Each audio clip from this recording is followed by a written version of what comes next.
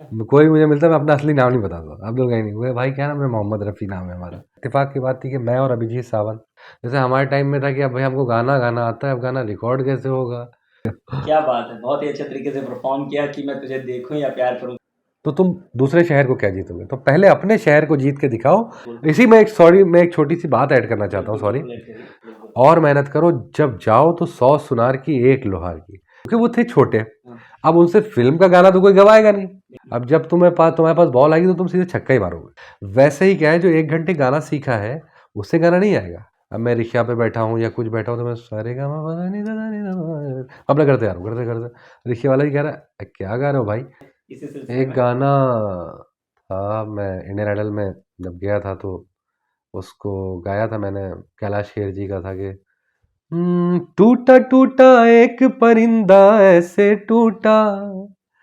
Morning में enter हुआ था और रात को 2:30 बजे निकला हूँ मैं वहां से, रात मतलब दूसरे, हाँ 2:30 बजे। वो कैसा आपका फील रहा, वो कैसा एक्सपीरियंस रहा आपका जब स्टेज पे बड़े दिग्गज कलाकार जो हमारा ऑडिशन ले रहे हैं उसके बीच में आपको कैसा फील रहा? हम हमारे सामने सोनू निगम जी बैठे हैं, हमारे सामने अन्नू मलिक जी बैठे हैं, हमें ऐसा लग रहा है कि यार हम अपने नाना नानी का गाना गाने आए क्या बात है। हैं। और फिर लखनऊ को रिप्रेजेंट किया, तो ये बड़ी चीज़ थी और लखनऊ वालों ने भी बहुत सपोर्ट किया, उसके लिए मैं उन सबका शुक्रिया करूंगा जी बहुत जी। बहुत। नमस्कार दोस्तों, जीरो फिल्म प्रोडक्शन में एक बार फिर से आपका स्वागत है दोस्तों।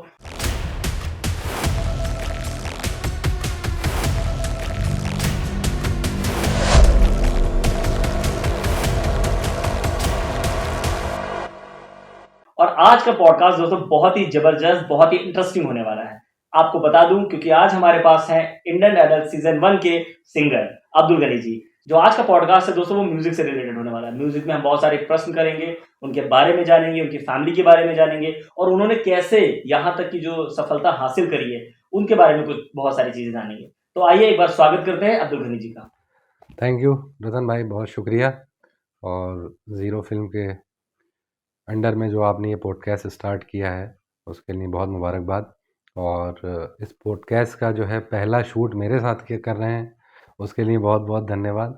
और मुझे उम्मीद है कि ये पॉडकास्ट लोग बहुत पसंद करेंगे, जो म्यूज़िक के चाहने वाले हैं और जो फिल्म प्रोडक्शन से रिलेटेड लोग हैं, वो सब इसको देख के बहुत पसंद करेंगे, मुझे ऐसा लगता बिल्कुल बिल्कुल। है ना। तो बहुत शुक्रिया, आपने मुझे बुलाया, बहुत शुक्रिया।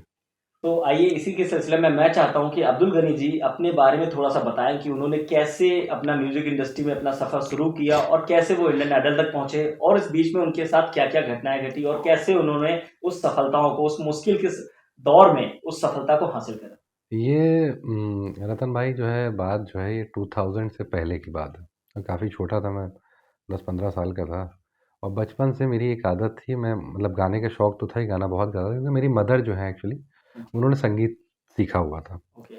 बट ये है कि हम लोग क्या, थोड़ा मुस्लिम्स में अच्छा नहीं माना जाता है कि लेडीज़ लोग जो है फिल्मों में जाएं और गाएं। तो खैर, वो उन्होंने अपना म्यूज़िक ब्रेक कर दिया, तो मुझे ऐसा लगा कि यार उनका सपना पूरा होना चाहिए था। तो मैंने उनसे सीखा, गाना उनसे ही सीखा है मैंने, अपनी माताजी माता जी से। से हाँ, आपने वो सॉन्ग हाँ। सीखा। अब उसको आगे जो है बढ़ाना कैसे, वो तो मुझे ही देखना पड़ेगा, वो थोड़ी लेके जाएँगे मुझे। जी। तो बचपन से मेरी एक आदत थी, मुझे मैं जब बहुत छोटा था, शायद 3, 4, 5 साल, 6 साल का होऊँगा, तो अक्सर ऐसा होता है कि घर में अगर एक लड़की भी है, लड़का भी है, तो लड़के को अक्सर लड़की के कपड़े पहना दिया जाते हैं और लड़की को, लड़के तो हाँ, के। तो मैं अपने आप को मोहम्मद रफ़ी कहता था। अरे वाह। कोई मुझे मिलता, मैं अपना असली नाम नहीं बताता, अब्दुल गनी नहीं हुए भाई, क्या नाम है, मोहम्मद रफ़ी नाम है हमारा। तो ये बताना ज़रूरी है कि इंटरेस्ट कैसा है एक्चुअली। बिल्कुल।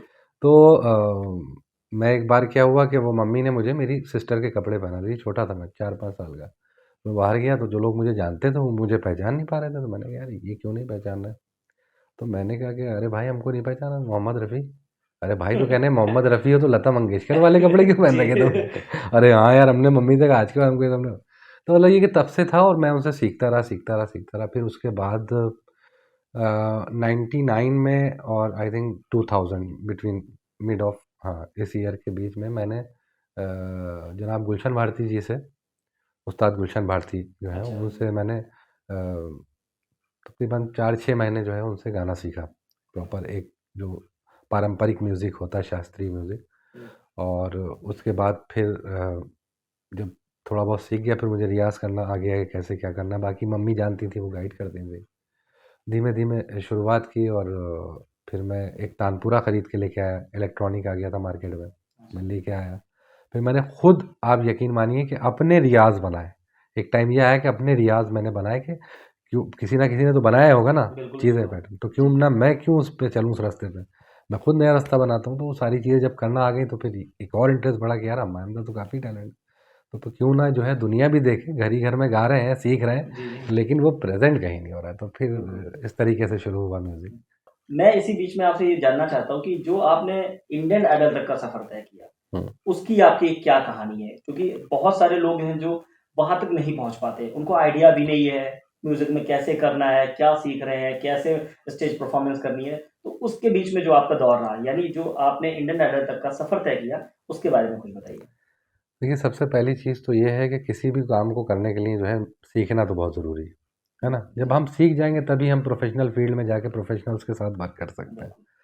अभी आजकल क्या है कि थोड़ा-सा चीज़ें शॉर्ट भी हो गई हैं।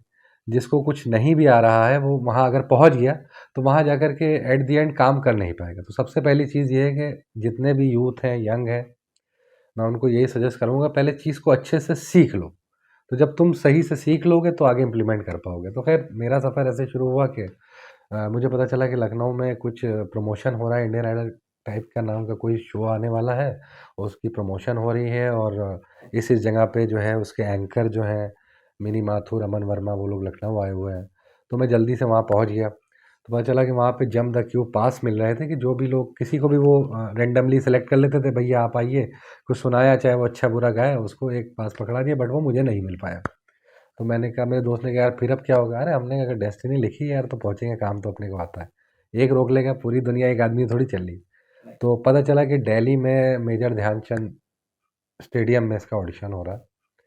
तो खैर हम टिकट विकट करा के वेटिंग टिकट में बैठ के चले गए हम लोग। ओके। और घर पे मतलब ये था कि क्योंकि फादर मेरे इतना ज़्यादा सपोर्ट नहीं करते थे, वो कहते पढ़ाई पे थोड़ा ध्यान दो, ये दो वो दो। हुँ। बट हमारा दिमाग जो है सिर्फ गाने में ही ज़्यादा चलता था। मतलब म्यूज़िक में आपका पूरा पूरा म्यूज़िक, इंटरेस्ट हाँ, था। मतलब अभी अगर हमसे कहो 24 घंटे म्यूज़िक करो, 24 घंटे क्या करते बात है! रहेंगे, कुछ खाने को दो ना दो, कोई इशू नहीं। बिल्कुल। तो वो ऑटोमेटिकली उसी तरफ जाता था। पढ़ाई, ऐसा नहीं है कि पढ़ाई वो नहीं थी, लेकिन नहीं, वो नहीं, उसमें बिल्कुल। इंटरेस्ट नहीं था इतना जी, हमारा। जी। तो खैर बहरहाल फिर हम दिल्ली पहुंच गए, और वहाँ पहुँचे, पता चला 5 लाख लोग ऑडिशन देने आए हुए हैं ऑल ओवर इंडिया से।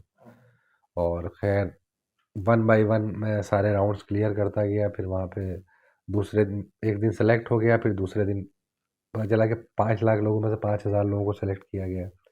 फिर उन 5,000 में से जो है ऑल ओवर इंडिया जो है 100 लोग चुने सेलेक्ट गए किए थे। गए मतलब पूरा जो ऑल इंडिया हाँ, लेवल पे हाँ, ये 100 लोग, कॉम्पिटिशन रहा। हाँ, 100 लोगों को चुना गया जिनको बॉम्बे बुलाया गया। ओके। फिर उन 100 लोगों में से 50 लोग चुने गए, फिर उन 50 लोगों में से 30 लोग चुने गए।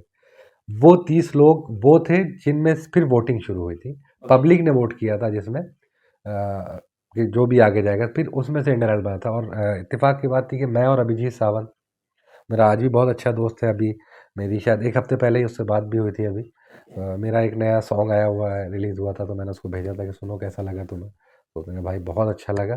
बट ये है कि मैं कहने लगे तुम इतना चेंज हो गए हो, तो मैं कहने लगा यार स्मार्ट हो गए हो तुम तो। मैंने ओके। मैंने दाढ़ी-वाढ़ी रख ली, तो हम लोग उस टाइम बिल्कुल यंग थे। तो अभी उनसे बात भी सभी से होती रहती है।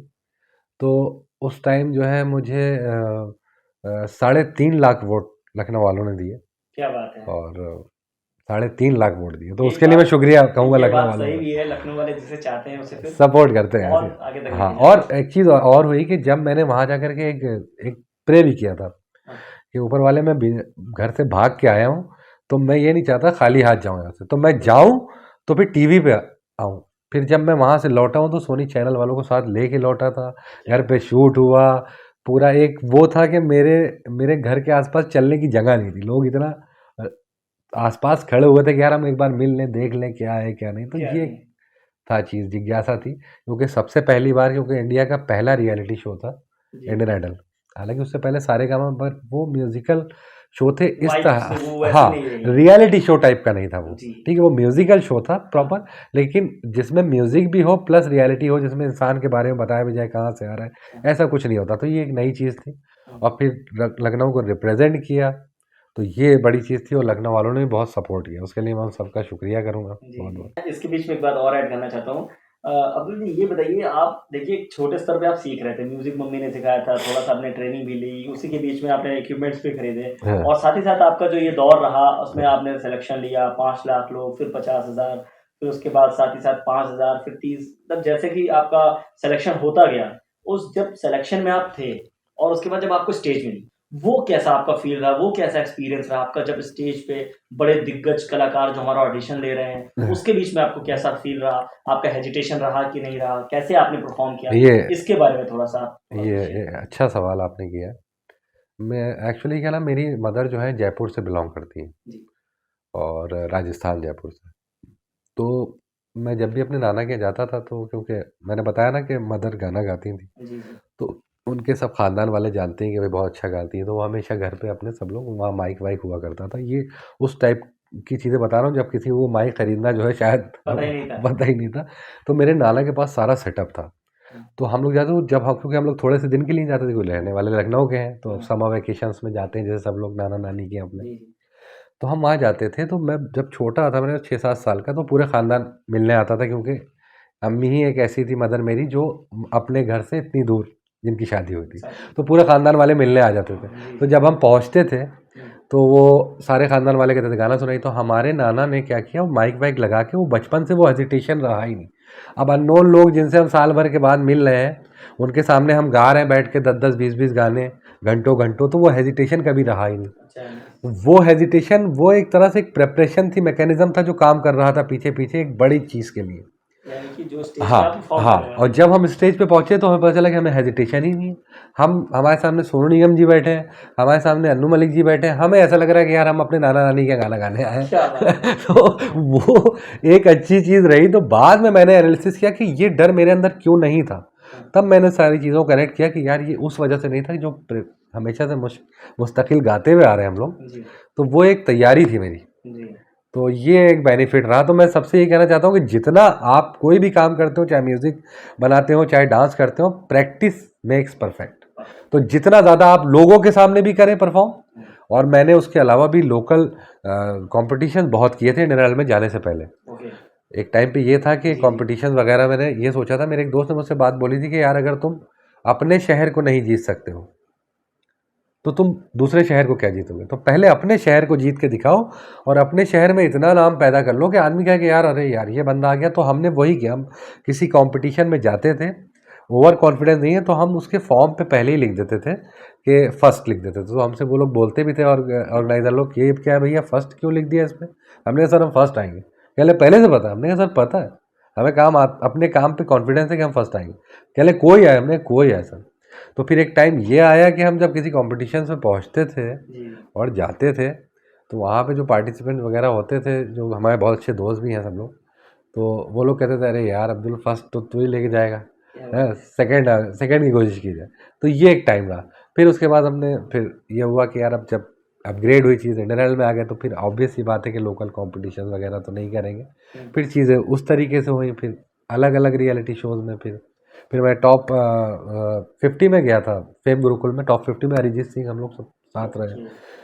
टॉप 50 में उसमें मैं गया। अनफॉर्चुनेटली क्या हुआ कि टॉप 50 में जाने के बाद मेरी तबीयत ख़राब हो गई। क्या हुआ कि मैं पता नहीं किस वजह से मैं थोड़ा जागता वागता रहा, तो मैं तबीयत थोड़ी डाउन हो गई, तो इस वजह से मुझे क्विट करना पड़ा। ओह! हाँ, तो फिर टॉप 50 तक ही वहाँ गया उसमें मैं। क्या तो बात है! नहीं थी, डेस्टिनी कहीं नहीं लिखी होती, लेकिन ये है कि उस शो में टॉप 50 तक जाना भी कोई आसान बात आसान नहीं बात नहीं है। है। आसान। तो देखा दोस्तों, जो अब्दुल गनी जी ने मेहनत करी है, जो उन्होंने हार्ड वर्क किया है, उनका वो रिज़ल्ट भी रहा कि वो टॉप 15 तक सेलेक्ट हुए और किन्हीं कारणों से उन्हें आगे वो पार्टिसिपेट नहीं कर पाए। सोनू निगम जी के सामने तक परफ़ॉर्म किया, अनु मलिक जी के सामने तक परफ़ॉर्म किया, तो एक बहुत बड़ी बात है। उस दौर में जब लखनऊ में ये चीज़ स्टार्ट ही नहीं हुई थी, जब पूरे इंडिया में एक शो, रियलिटी शो आया और उसमें उन्होंने लखनऊ को प्रेज़ेंट किया। तो मैं अब्दुल गनी जी को बधाई देना चाहता हूँ दोस्तों बहुत कि शुक्रिया। उन्होंने इस दौर में इतनी ज़्यादा मेहनत की और उस जगह तक वो पहुँचे। तो ये हमारे और आपके लिए एक इंस्पायरिंग कहानी है। तो बहुत हमें आपको इनसे सीखना चाहिए कि हमें कोई भी हार्ड वर्क हो, यानी कोई भी हमारा कॉम्पिटिशन हो, उसमें हमें हेजिटेट नहीं होना नहीं चाहिए। करना। और साथ ही साथ उन्होंने बताया कि हमें प्रैक्टिस, जैसे वो अपने दादा-दादी के सामने, नाना-नानी के सामने या फैमिली गेस्ट के सामने वो सिंगिंग करते ही रहते थे। और साथ ही साथ उन्होंने इन्वॉल्व किया कि हम चाहे 24 घंटे ही म्यूज़िक में क्यों ना हो, मैं बोर नहीं होता। तो सही। दोस्तों ये बात सच है, हमें अपने पैशन से कभी बोर भी नहीं होना चाहिए। अगर हम बोर नहीं होते तो वही हमारा पैशन है, ना हमें भूख लगेगी ना हमें प्यास लगेगी। Correct. इसी सिलसिले में हम अब्दुल गनी जी से आगे के प्रश्न करना चाहते हैं कि देखिए अभी तक जो आपने दौर उस समय में हासिल किया, आज का जो दौर है अब्दुल जी, आज के दौर में आपने देखा होगा कि जो नए युवा हैं जिनको म्यूजिक पसंद है, वो म्यूजिक इंडस्ट्री में जाना चाहते हैं, मतलब म्यूजिक को सीखना चाहते हैं, म्यूजिक को परफॉर्म करना चाहते हैं। एक वो युवा है और दूसरा एक और युवा है जो आजकल रील देखता है या कहीं से उसने म्यूजिक के 2-4 वीडियो सुने या उसका दोस्त जो है म्यूजिक कर रहा है, तो उससे इंस्पायर हो जाते हैं और वो म्यूजिक इंडस्ट्री में जाना चाहते हैं। तो आपका उन युवाओं के लिए क्या एक सलाह है? आप उसके बारे में कुछ शेयर करें। देखिए, एक चीज़ है कि इसमें एक ये है कि डेस्टिनी ऐसा नहीं है कि जो बहुत मेहनत करता है उसी को ही मिलती है। ऊपर वाले के में किसी को ऐसे भी मिल सकता है कि वो थोड़ा सा चला और मंजिल मिल गई, होता वो है। कोई मुस्तकिल चलता रहता है और सालों लग जाते हैं तब पहुंचता है मंजिल। बिल्कुल सही बात है। तो वो ये कहना कि किसी को शॉर्ट जो है सक्सेस मिल गई तो वो गलत है, तो ये गलत नहीं है। वो ऊपर वाले ने उसको दिया तो उसमें कोई नहीं, लेकिन ये है कि कहने का मकसद ये है कि आपको चाहे शॉर्ट सक्सेस मिले या लॉन्ग सक्सेस मिले, उसको आप कायम रखने के लिए, मतलब कि उस मकाम पे पहुंचने के बाद आप उसको जो है ना स्टेबल कैसे रखेंगे, वहाँ पे वो वो तय करता प्रैक्टिस, है। बहुत सारी चीज़ चाहिए। और आज के टाइम में मुझे लगता है कि थोड़ा सा एक चीज़ और भी है, एक चेंजेस है हमारा उस टाइम में और आज के टाइम में। मैं अपने बेटे को भी बताता हूँ, मेरा बेटा बहुत अच्छा सिंगर है, प्रोफेशनल सिंगर है। अभी CMS गॉट टैलेंट में लखनऊ में जो है सब बेस्ट वोकलिस्ट का अवार्ड मिला जी, उसको, मैंने देखा और वो। आपने खुद उसके सॉन्ग्स शूट्स किए हैं जी। और बहुत अच्छे उसके कई सॉन्ग हैं, अभी और भी आने वाले हैं अपकमिंग। तो खैर कहने में उसको भी और बाकी जो भी और बच्चे हैं उन सबको यही कहना चाहता हूँ कि थोड़ा सा आजकल ना एडवांस जो है ना टेक्नोलॉजीज जो हैं उस पर भी काम करना बहुत ज़रूरी बिल्कुल। है ना। जैसे हमारे टाइम में था कि अब भाई हमको गाना गाना आता है, अब गाना रिकॉर्ड कैसे होगा, गाना टीवी पर कैसे आएगा, ये सब चीज़ें मतलब सपना थी, एक मतलब हाँ, चैलेंज था है कि ना। हम कैसे करें? आज के टाइम में क्या है कि वही बच्चा जो है गाना रिकॉर्ड भी किए ले रहा, वही बच्चा अब सारा म्यूज़िक अरेंज किए दे रहा है, और कहीं अगर उसको थोड़ी बहुत चीज़ें मिल गई तो वो शूट भी किए ले रहा है आईफोन से, सब चीज़ों से, क्योंकि आज हाँ, जी, जी। मोबाइल में ही इतने एडवांस कैमराज आ गए हैं, बिल्कुल, बिल्कुल तो सही। छोटा मोटा शूट तो ऑलमोस्ट हो जाता है हो आदमी जाता का, है। है ना। तो ये सारी चीज़ों के मोहताज नहीं है वो लोग, ये सारी चीज़ें हम लोगों को ढूंढना पड़ती थी, और किसी के पास अगर स्पेशलाइजेशन होता तो उसके घर में लाइन लगी होती थी, तो वहाँ तक भी नहीं पहुँच सकते। तो ये बेनिफिट है। जी। तो लेकिन ये कि इस बेनिफिट का फ़ायदा उनको उठाना चाहिए, जी।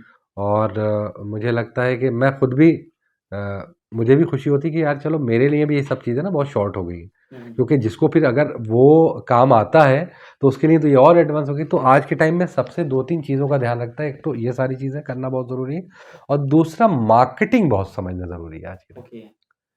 देखिए, चीज़ आपने बहुत अच्छी बना ली, अगर आप मार्केट उसको नहीं कर सकते जी। तो रतन भाई वो चीज़ वहाँ तक रीच नहीं पा पाएगी, बिल्कुल। ठीक है ना।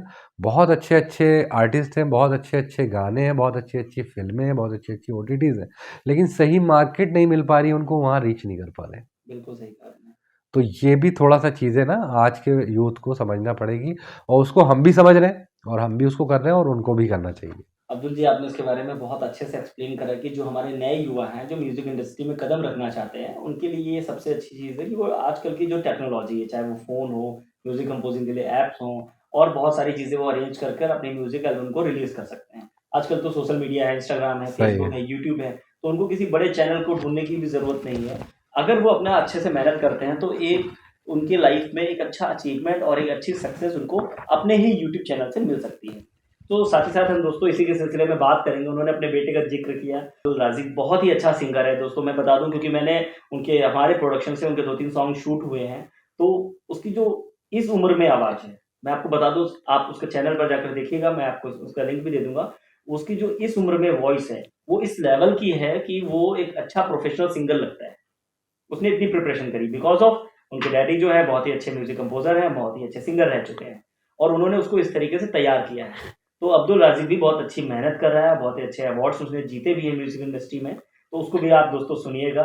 इसी में मैं एक छोटी सी बात ऐड करना चाहता हूँ, बिल्कुल, सॉरी, बिल्कुल ऐड करिए। कि वो बेटा मेरा जो है अभी अल्हम्दुलिल्लाह इतना तैयार है कि मैं उसको किसी रियलिटी शो में भेज सकता हूँ, लेकिन मैंने उससे कहा कि तुम 2-3 साल और मेहनत करो, बिल्कुल। और मेहनत करो, जब जाओ तो 100 सुनार की 1 लोहार की, ऐसा जाओ कि भी कमबैक नहीं चाहिए भाई, फिर वहीं स्टेबल होना है। क्योंकि आपने बहुत से ऐसे देखे होंगे जो बच्चे गए, रियलिटी शोज में, फिर वो कहाँ चले गए कुछ पता नहीं चला, बिल्कुल है ना। बहुत जबकि सारे उन्होंने बहुत अच्छी सक्सेस भी मिली उनको उसमें, क्योंकि वो थे छोटे। अब उनसे फिल्म का गाना तो कोई गवाएगा नहीं, हीरो का गाना गवाएगा नहीं, बच्चों के गाने कितने ही आते हैं। तो ज़्यादा आप शोज करेंगे करेंगे, फिर उसके बाद क्योंकि उनकी स्कूलिंग भी है तो वो चीज़ें स्टक मैच हो नहीं कर जाएंगी ना। पाती। तो इसलिए मैंने कहा कि भैया अपनी स्कूलिंग, अब वो माशाल्लाह भी 10th में आ गया है, आराम से साइंस साइड से पढ़ाई कर रहा है, तो ये भी अच्छा, थोड़ा सा मेहनत कर रहा है। तो मैंने कहा ये थोड़ा पढ़ाई का थोड़ा बर्डन कम हो जाएगा, फिर तब तक तुम सीख के तैयार हो गए। अब जब तुम्हारे पास बॉल आएगी तो तुम सीधे छक्का ही मारोगे। क्या बात ये है! वाली बात। ये बात बिल्कुल सही है। प्रिपरेशन में बहुत ही कंपल्सरी बात है, क्योंकि बिना प्रिपरेशन के आप कहीं भी कोई भी चीज़ नहीं कर पाएँगे, मतलब परफेक्ट नहीं होंगे। इसके पीछे मेरा एक डायलॉग बहुत फ़ेमस है। मैंने एक फ़िल्म में एक डायलॉग डाला था कि स्टेज उन्हीं को मिलता है जो काबिल होते हैं। सही। यानी गलती से पहुँचने वालों को स्टेज तो नहीं मिलेगा। अच्छा। इसके पीछे डायलॉग और रिलेट करता है हमारे अब्दुल कलाम जी का, जो कि उन्होंने ये चीज़ बताई है कि अगर आपको गलती से कोई सक्सेस मिल जाती है, तो आप उससे ज़्यादा प्रिपरेशन करिए, ताकि दोबारा लोग ये ना कहने पाएँ कि आपको वाह! कोई तुक्के से ये सक्सेस मिल क्या गई। बात तो है! ये बात अब्दुल जी ने सही बताई, इनका भी नाम अब्दुल है। तो अब्दुल जी ने ये बात सही बताई कि किसी भी चीज़ के लिए प्रिपरेशन कंपल्सरी है। बहुत ज़रूरी। और अगर आपको सक्सेस मिल गई है तो और ज़्यादा हार्ड वर्क करिए। इसमें करेक्ट। शाहरुख खान जी का भी कहना है, मैं उनके भी एक पॉडकास्ट में सुन रहा था कि जो कि हमारा अनुपम खेर जी के साथ था। उन्होंने बोला कि इंसान को तब ज़्यादा मेहनत करनी चाहिए जब उसे सक्सेस मिल चुकी हो। सही। क्योंकि क्या होता है कि सक्सेस पाने के लिए तो इंसान बहुत मेहनत करता है, और जब वो कंफर्टेबल सिचुएशन में आ जाता है तो वो रेस्ट मोड में जाता है। तो उसे रेस्ट मोड में नहीं जाना चाहिए, उसे और हार्ड वर्क और करना मेहनत चाहिए करनी चाहिए। ताकि वो उस मुकाम तक पहुँच सके। बेशक। तो दोस्तों ये भी ध्यान रखने वाली बात है कि हमें प्रिपरेशन बहुत ज़रूरी है। बातों के सिलसिले में दोस्तों हम एक और प्रश्न अब्दुल जी से करना चाहते हैं कि जो हमारे नए युवा हैं, जो हमारे नए बच्चे हैं, जो आजकल म्यूज़िक इंडस्ट्री में अपनी पहचान बनाना चाहते हैं, म्यूज़िक इंडस्ट्री में अपने आप को रिकॉग्नाइज़ कराना चाहते हैं कि मैं एक बहुत अच्छा सिंगर हूँ, मैं बहुत एक अच्छा परफॉर्मर हूँ। तो उनके लिए मैं चाहता हूँ कि कुछ टिप्स अब्दुल गनी जी दें। देखिए, मैं सभी के लिए सबसे पहले तो ये बोलना चाहूँगा कि जो भी म्यूज़िक सीखना चाहते हैं या कुछ भी सीखना चाहते हैं, ये हर काम पे अप्लाई होता है, मेहनत हर काम माँगता है। अब सबसे पहली चीज़ ये है कि हमें अगर सीखना है, हमें ये समझना है कि ये चीज़ हम शौकिया कर रहे हैं या हमको इसको प्रोफ़ेशन बनाना है। क्योंकि देखिए ऐसा है कि अगर हमें शौकिया सीखना है या हमें प्रोफ़ेशनली करना है, म्यूज़िक एक मुख़्तलिफ़ चीज़ इसलिए है, इसलिए डिफ़रेंट चीज़ है कि इसमें चाहे शौकिया सीखो या प्रोफ़ेशनली सीखो, रास्ता एक ही है। तो फिर शौकिया के लिए इतनी मेहनत करने की ज़रूरत है नहीं, है ना? तो मुझे लगता है कि अगर आप लोग अच्छे से मेहनत करना चाहते हो, पहले एक अच्छा गुरु देखें अपने आस-पास। और आजकल तो सारी चीज़ें जो है फ़िंगर्स पे मौजूद हैं, आप ढूँढ सकते हैं जगह भी, कौन लोग इसके एक्सपर्ट्स हैं, कौन म्यूज़िक अच्छा सिखा रहा है, कहाँ एकेडमीज़ चल रही हैं, सारी चीज़ें अवेलेबल हैं। तो कहीं भी जाकर के पहले मुस्तकिल बिलीव करें कि हाँ, कहीं भी जाकर के वहाँ साल 2 साल अपना वक़्त दें। ये नहीं कि आज 1 महीना किया, छोड़ दिया, ऐसे नहीं हो पाएगा। तो ये चीज़ करें, उसके बाद जब आपके अंदर थोड़ी तैयारी आ जाए, तब आप अपने आप को प्रेज़ेंट करना शुरू करें, छोटे-छोटे फंक्शंस में, छोटे-छोटे कॉम्पिटिशन्स में, सिंगिंग कॉम्पिटिशन्स हुए, इन सब में जाएँ। फिर यहाँ अपने को देखें कि यहाँ हम कितना एक्सप्लोर कर पा रहे हैं अपने आप। फिर आपको समझ में आएगा कि मुझे और क्या चीज़ें तैयार करनी है, ठीक है? रिकॉर्डिंग स्टूडियोज़ में जाकर के जो है, कोई अगर बोल रहा है कि यार छोटा-सा एक काम है, वहाँ रिकॉर्ड कर दोगे? तो चले जाओ, वहाँ पैसे मिल रहे हो, ना मिल रहे हो, उससे मत देखो। वहाँ तुम्हें सीखने को मिल जाएगा, ताकि जब प्रोफ़ेशनली काम करना जाओगे, जहाँ पे पैसा माँग के काम करोगे, वो काम तुम्हें करने में एक्सपर्ट हो गए आप। तो ये सारी चीज़ें ना, ये एक मैकेनिज़्म है जो काम करता है पीछे, एक प्रोफ़ेशनल को इस प्रोफ़ेशन को स्टेबल करने में, ये एक जो है काम करता है मैकेनिज़्म। तो मैं सबसे बोलूँगा प्रैक्टिस सारी चीज़ें करते रहें, फिर स्टेज देखें, स्टेज कवर्स करें, रियलिटी शोज़ हो रहे हैं उसमें जाएँ, फिर धीमे-धीमे जो है आप म्यूज़िक चैनल बना सकते हैं, आप अपना म्यूज़िक प्रोड्यूस कर सकते हैं। लेकिन हर काम में भई सीखना बहुत ज़रूरी है, हर चीज़, चाहे वो मिक्सिंग मास्टरिंग हो, स्टूडियो सिंगिंग हो, वीडियो एडिटिंग हो, ये सारी चीज़ें आपको सीखनी पड़ेंगी। तो उसके लिए बहुत मेहनत करनी पड़ेगी। चीज़ें आज के टाइम में सब जगह अवेलेबल हैं, जिसको करना है वो वहाँ तक पहुँच सकता है आसानी से, ठीक है? लेकिन मेहनत सबको करना है। अब्दुल जी, मुझे बातों के सिलसिले में बात याद है कि आप म्यूज़िक कंपोज़र के साथ-साथ टीचर भी हैं। तो आपने बहुत सारे लोगों को सिखाया होगा, उसमें आपका क्या एक्सपीरियंस रहा और आपको उसका कुछ एक बात आप एक्च शेयर करना चाहते तो? हाँ, मैं ये बताना चाहता हूँ कि देखिए, म्यूज़िक टीचिंग तो बाद में आई, पहले क्या था कि छोटे-मोटे शोज़ वगैरह भी हम करते रहते थे। और ये भी मैं कहना चाहता हूँ कि अगर किसी को भी कहीं कोई शोज़ मिलते हों बच्चों को, तो किसी चीज़ को छोटा ना समझें, अच्छा, ठीक ओके, है? ठीक है। है ना? हाँ, बिल्कुल सही आफ्टर है। ऑल आदमी को लगता है कि यार हम किसी शादी में गाना गाने जाएँगे, तो अब उसके लिए हमारे किसी भी आर्टिस्ट को जब शुरुआत करेंगे तो उसके लिए कॉन्सर्ट थोड़ी किया जाएगा। अरिजीत सिंह आज अरिजीत सिंह ऐसे बने हैं तो उन्होंने छोटे छोटे स्तर पे छोटे छोटे प्रोग्राम्स में, कहीं कुछ हो रहा है कोई प्रोग्राम छोटा सा, वहाँ जाके परफॉर्म कर दिया। तो धीमे धीमे आदमी करता है, तो किसी भी चीज़ को छोटा ना समझें। और मेरे खुद के बहुत सारे शागिर्द हैं जिनको आप भी जानते हैं, दिल्ली में है, म्यूज़िक प्रोडक्शन कर रहे हैं वो खुद भी टीचर है, अब सिखाता है। जी जी। लेकिन जब कभी कहीं फंसता है तो मुझे फ़ोन करता है कि दादा ये बताइए कि इसको कैसे किया जाए, जबकि वो लोग बहुत अच्छे से काम कर रहे हैं। एक मेरा स्टूडेंट है, वो भी अहमदाबाद में है, और गुजराती म्यूज़िक कंपनी मतलब से उसका काफ़ी कॉन्ट्रैक्ट है, और वहाँ से वो बहुत अच्छा काम कर रहा है। कई OTTs में वो खुद म्यूज़िक डायरेक्शन कर चुका है। Okay, nice. और इवन मैं बहुत ज़्यादा बड़े नाम भी हैं जो मुंबई में बहुत बड़े नाम हैं, एस्टेब्लिश्ड हैं, बट वो नाम नहीं लेना चाहता क्योंकि पता नहीं किसी को लेना ठीक लगे कि ना लगे, कि है ना। तो मैं नाम नहीं लूँगा, लेकिन ये है कि वो लोग आज बहुत अच्छा म्यूज़िक में सक्सेसफुल हैं। और उसका बेनिफिट यही है कि आप जहाँ भी हों, जो सीख रहे हैं उसको सीखते रहें। और मुझसे अगर जुड़ना चाहता है कोई या सीखना चाहता है तो उसके लिए जो है वो मुझसे कांटेक्ट कर सकता है। और मैं म्यूज़िक प्रोडक्शन भी सारा कर रहा हूँ। अब क्या था कि पहले क्या था, खाली शुरुआत मेरा सिर्फ गाना था कि सिर्फ गाना गाता था, फिर गाना गाते गाते चीज़ें बदल गई। लेकिन अभी अब क्या हुआ, कंप्लीट पैकेज हो गया पूरा। ओके। हाँ, लिखने से लेके गाना बनाना, इवन गाना नहीं वाला गाना नहीं गा पा रहा है तो गाना भी खुद ही गा दे रहा है ये सारी चीज़ें हो गई।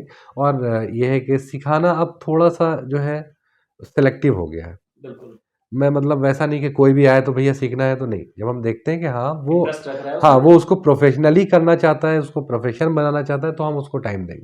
बिल्कुल। क्योंकि होता ये है कि देखिए इसमें पैसे भी खर्च होते हैं, वक्त भी खर्च होता है, जहन हमारा भी, और हमारा एक उससे ना एक बॉन्डिंग भी बनती है ना।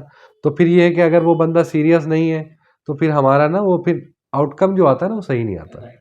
तो इसलिए जो भी लोगों को लगता है कि वो अगर हमसे जुड़ना चाहते हैं, चाहे वो म्यूज़िक प्रोडक्शन से रिलेटेड हो, चाहे वो गाना सीखने से रिलेटेड हो, या उनको अगर अपना म्यूज़िक बनवाना है, या तो वही लोग कांटेक्ट करें जो वाक़ई सीरियस हैं, जिनको लगता है कि यार हमको वहाँ तक जाना है उस और ये ज़रिया बन सकते हैं। नहीं, एक चीज़ और भी मैं बोलना चाहूँगा कि देखिए रियाज़ का मामला ये है कि वो आजकल क्या है, जैसे कॉन्सेप्ट हो गया है कि थोड़ा-सा ना चीज़ें वो स्कूल की तरह नहीं चल सकती म्यूज़िक में। कि वो गए और 1 घंटे की क्लास हुई और उसमें थोड़ा-सा सीख गया बंदा, अब वही हो गया ख़त्म। वो एक्चुअली आप जैसे जिम का है कि हम लोग 1 घंटे जाके जिम करते हैं, तो 1 घंटा जो जिम करते हैं उससे बॉडी थोड़ी बनती है। जो बाकी के 23 घंटे हैं उसमें हमें अपनी बॉडी को डिसिप्लिन में रखना होता है, तब जाके बॉडी बनती क्या बात है। है ना? वैसे ही क्या है, जो 1 घंटे गाना सीखा है, उससे गाना नहीं आएगा। उस 1 घंटे को 23 घंटे में इम्प्लीमेंट करना होगा, क्या बात है। ठीक है? मैं अपने गुरु के यहाँ जब गाना सीखने जाता था, तो मेरे घर पे क्योंकि इतना माहौल नहीं था ना, तो मैं रियाज़ एक्चुअली नहीं करता था। मतलब घर पे रियाज़ नहीं करता था। घर पे कैसे करूँ, पापा थोड़ा-सा गुस्सा करते थे। तो मैं रियाज़ क्या करता था, मैं वहाँ से निकला, अब मैं रिक्शा पे बैठा हूँ या कुछ बैठा हूँ तो मैं अपना करते आ रहा हूँ, करते-करते रिक्शे वाला ही कह रहा है, "क्या गा रहे हो भाई?" अरे हमने कहा, "भाई तुम्हें नहीं पता यार, तुम रिक्शा चलाओ यार, हम अपना प्रैक्टिस कर रहे हैं।" क्या बात तो है। वो तो ऐसे प्रैक्टिस करते, तो क्या होता था कि पता चला कि 24 घंटे मेरा रियाज़ चल रहा है। बहुत अच्छा। कहीं बैठे हैं, कुछ कर रहे हैं, पतंग उड़ा रहे हैं, तो अब तो चलना। तो ये रियाज़ होता है, तो डिसिप्लिन में रखना होता है अपने आप को। अब जब हम पहुँचे तो एक्चुअली क्या है, जो लोग वाक़ई वहाँ पे और भी लोग सीखते थे, तो अब जो पहुँचे तो उन्होंने कहा यार सब लोग ये कहते हैं रियाज़ करके आता है अब्दुल, रियाज़ करके आता है। मेरा कोई टाइम था ही नहीं। लोगों का क्या होता है कि अब यार वो 8 बजे हम रियाज़ करने बैठेंगे, 8 बजे हमारा रियाज़ का टाइम। हमारा ऐसा नहीं है, हमारा 24 आवर जो है रियाज़ का टाइम है, ठीक है? तो जब ऐसा प्रिपरेशन रहेगा किसी भी आर्टिस्ट का, तो मुझे लगता है कि वो अपने मकाम पे पहुँचेगा, और जहाँ पे पहुँचेगा उसकी रिस्पेक्ट भी होगी, लोग कहेंगे हाँ कि हाँ यार इसको काम आता है।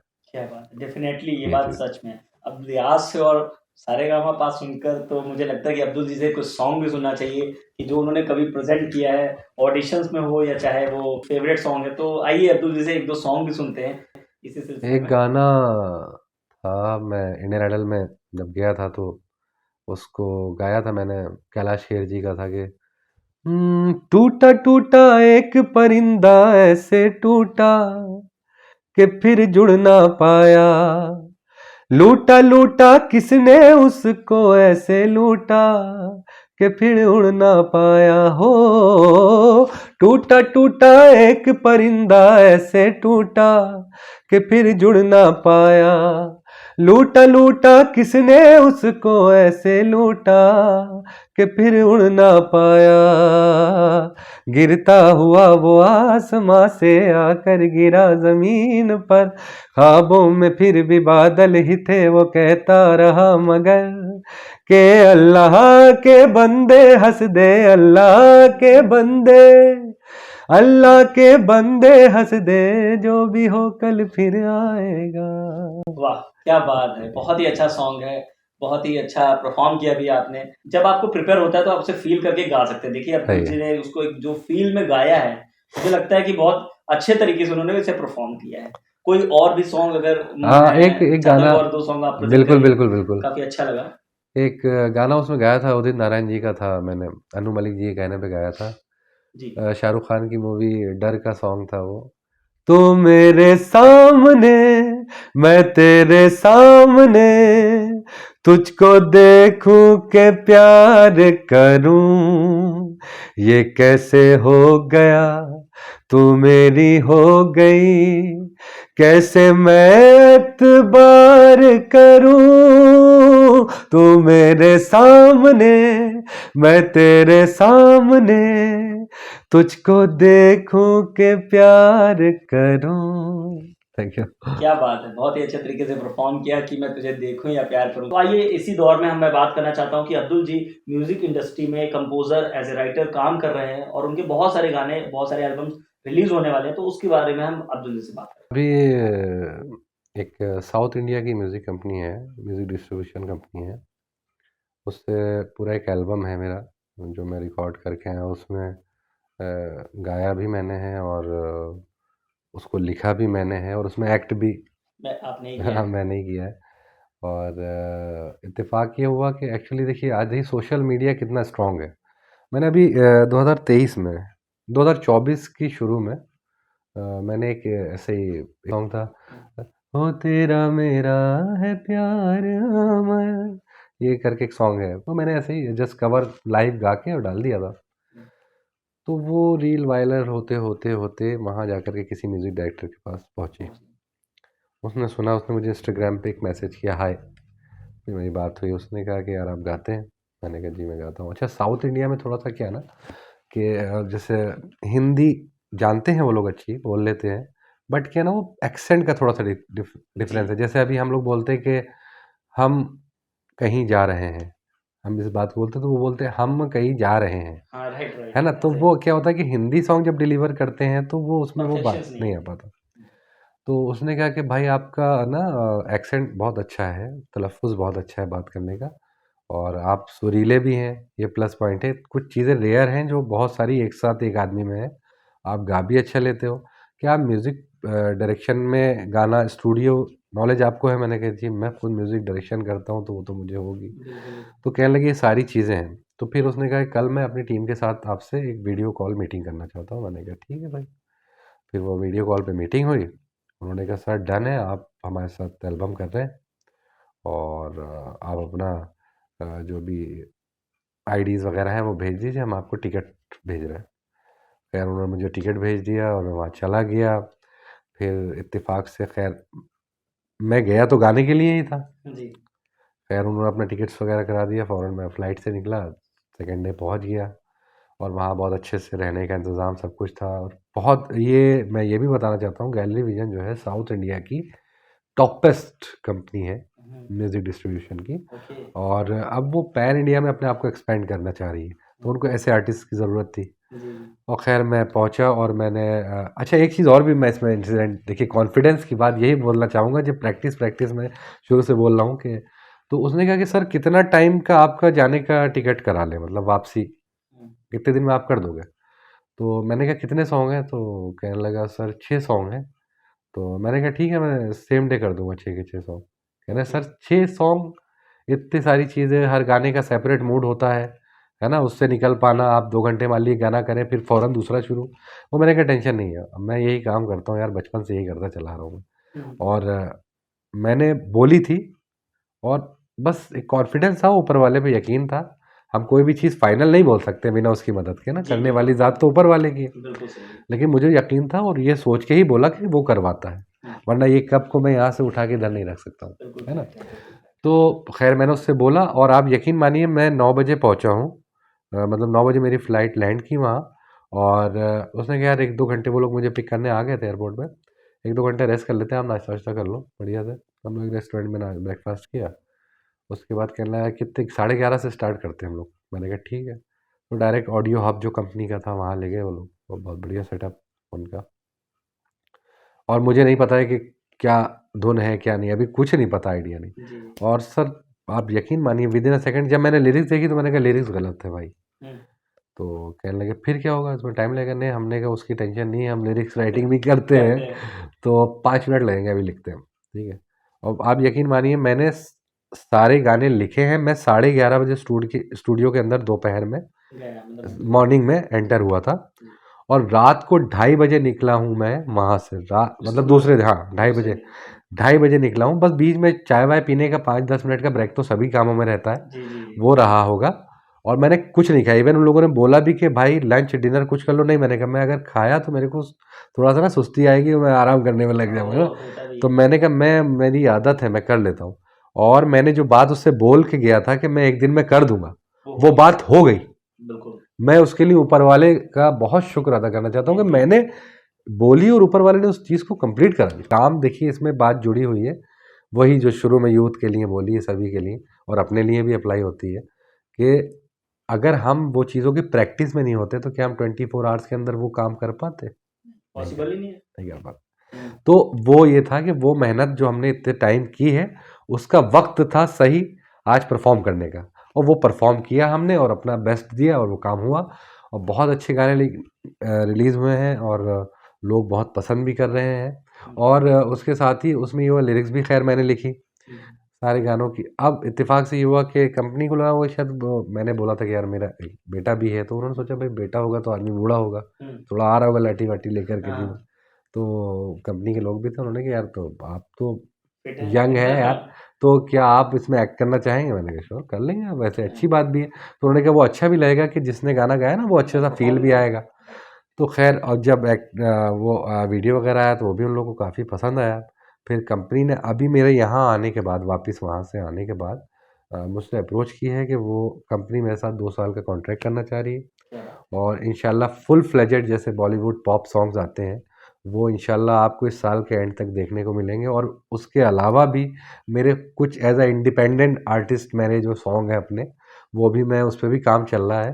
तो इंशाल्लाह बहुत फुल फ्लेजेड और बहुत बिल्कुल बहुत ही ज़बरदस्त तरीके से आप लोग इंशाल्लाह देखेंगे इसी साल के एंड तक। मैं इसके लिए अब्दुल जी को बधाई देना चाहता हूँ कि उनके जो नए सॉन्ग आ रहे हैं उनको बहुत ज़्यादा सक्सेस मिले, बहुत ज़्यादा ही वो मार्केट में हिट हो और लगातार वो इसी तरीके से म्यूजिक इंडस्ट्री में अपने आप को स्टैब्लिश करते हुए, काम करते हुए परफॉर्म करते रहें, क्योंकि उनकी आवाज़, उनका काम, उनका करने का तरीका ये सब लोगों को बहुत पसंद है। मैंने भी उनके वीडियोस देखे दोस्तों, जो उन्होंने वो फील करके गाया है, मैं आपको रियली बता रहा हूँ, वो एक आर्टिस्ट के अंदर ये जान दिखाता है। मैंने आपको क्या बताया था अभी थोड़ी देर पहले कि जब कोई भी चीज़ आप परफॉर्म करते हो उसमें एक प्रॉब्लम ये होती है, देखिए कि जब कोई और गाना लिखता है तो हम एज ए एक्टर, क्योंकि मैं एज ए एक्टर एक्ट करता हूँ फिल्मों में, आप जानते हैं, तो मुझे ये चीज़ थोड़ा सा टाइम लग जाती है समझने में कि उसने किस मूड से गाना लिखा, क्या गाने का सिनेरियो है, उसके बाद मूवी का क्या सीन होने वाला है और एक्ट्रेस कैसी है, क्या उस थीम है उस सॉन्ग का, तो ये सब कुछ समझना पड़ता है।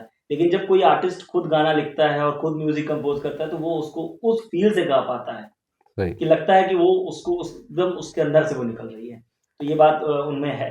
उन्होंने एक्ट भी किया है, मैंने उनके वीडियोज़ देखे हैं, बहुत अच्छे तरीके से वो वीडियो कंपनी ने भी उसे परफ़ॉर्म किया है।